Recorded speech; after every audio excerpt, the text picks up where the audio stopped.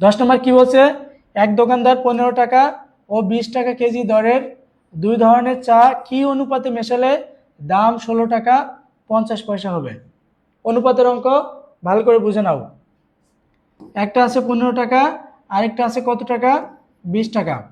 এই দুটো মেশাতে হবে কত, 16.50। এটা বানাতে হবে আর কি। বানাতে হলে কি করতে হবে দেখো তো, এইভাবে সুন্দর করে সাজায় নিবা।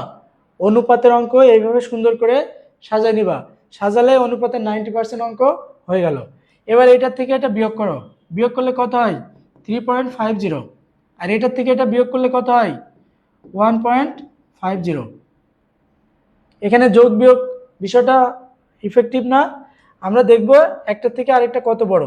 দেখো তাহলে আমাদের হলো 3.5:1.5। এখন এটা কি অ্যান্সার আছে, এটা অ্যান্সার নাই। তাহলে কি করতে হবে, এটাকে গুণ অথবা ভাগ করে পূর্ণ সংখ্যা নিতে হবে। কত দিয়ে গুণ করবা, দেখো দুইটাকে যদি 2 দিয়ে গুণ করো, দুইটাকে 2 দিয়ে গুণ করলে এখানে হয় 7 আর এখানে হয় 3, তাহলে অ্যান্সার হচ্ছে 7:3।